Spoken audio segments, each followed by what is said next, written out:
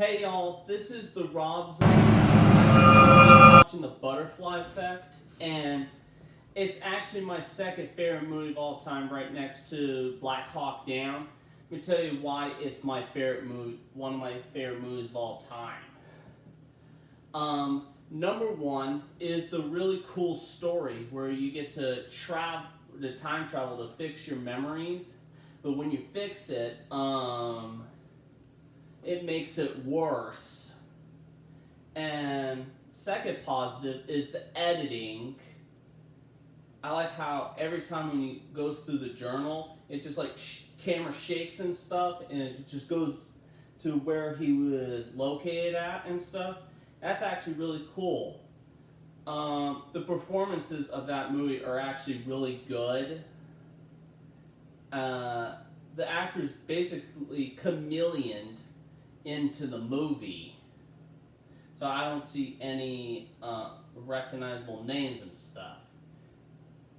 The pacing is very well done. It didn't feel like the movie was dragging. I like the ending. The ending is one of the best endings ever. I mean, like when Evan Treborn and his friend like burn all the journal and stuff and moves on. The moral of that movie is some things in your past are left forgotten and stuff like that. No matter how hard you try to forget about it, it will come back and haunt you. Final verdict of Butterfly Effect, that movie gets an instant purchase.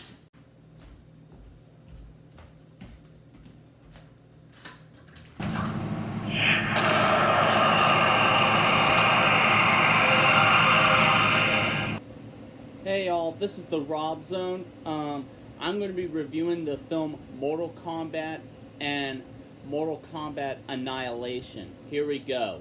The first film is awesome because it has great practical effects, cool story, perfect casting, and the pacing in that movie is actually really good. And I like how they kept the Mortal Kombat theme song into the game, into the film. My favorite part in that film is when Johnny Cage like punches Goro in the privates and just goes, oh, that was actually pretty funny. And I like the Sonya Blade versus Kano fight scene. It's actually really cool. On to Mortal Kombat Annihilation. Mortal Kombat Annihilation is so bad it's awesome for its terrible special effects, story that goes all over the place, events that barely been brought up again, and the casting is sometimes weak.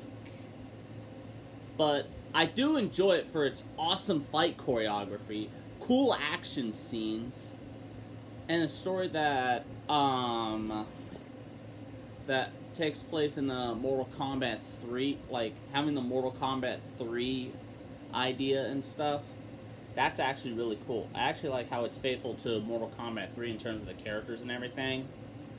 And I remember back in 2021 that I recorded the special effects shot with the dragon and everything. I thought it looked like crap. I'm going to give Mortal Kombat an instant purchase and Mortal Kombat Annihilation a breath of fresh air.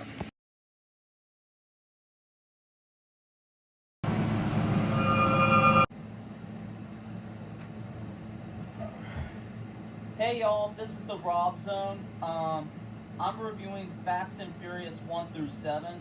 I've seen those movies many times as a teenager. Here we go. One of the reasons why I like the Fast and the Furious movies so much is the insane action scenes that get bigger and bigger each installment. I do like how the casting works, and the pacing is actually really cool. And I like how in Fast and Furious 7, where they honor Paul Walker's death, and the soundtrack of those movies is so awesome that I listen to them like on a regular basis. I'm not the biggest fan of Fate of the Furious because of what they did to Dominic Toretto's character and stuff.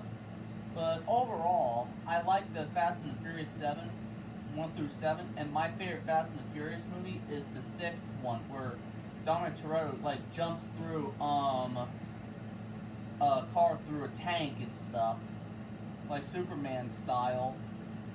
And I do like how the action scenes rely on practical effects than just CGI in it and all that stuff.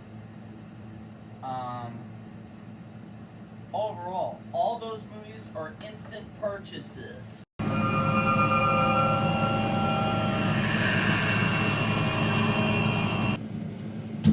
Hey y'all, this is the Rob Zone, and I'm in the present time gonna review the movie Salem's Lot.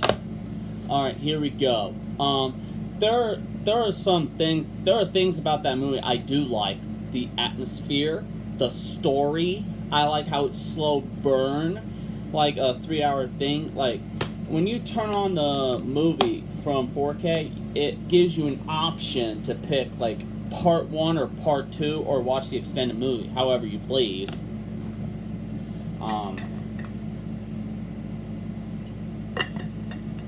Sorry about that. Kind of like the throwback days of watching a TV show on DVD, where you pick like what episode of a show you want to watch on a DVD,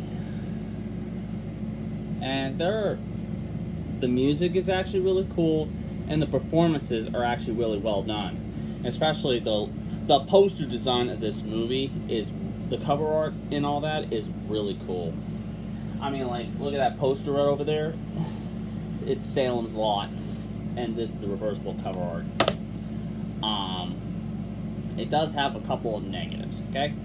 The pacing can sometimes drag and lead to some filler moments, thinking, where are we going with this? I have not seen the theatrical version. I've only seen the TV miniseries version, and that's it. I have not seen the theatrical version. So, overall, the movie gets instant purchase. And by the way, thank you to my friends, fans, and family for supporting my videos. And this is going to be my 200th video that I made. I just want to say thank you all for supporting me through the 200 videos of hard work and like countless hours of editing and stuff. I'm going to make more videos. So expect more videos soon, because I like to take my time like making videos and stuff. I don't just like churn them out, because I would get burnout and not have any want to make videos. So thank you everybody, and I hope you enjoyed the video. If you did, be sure to leave a like, subscribe, and share on the Rob Zone, and have a good day. Thanks for watching.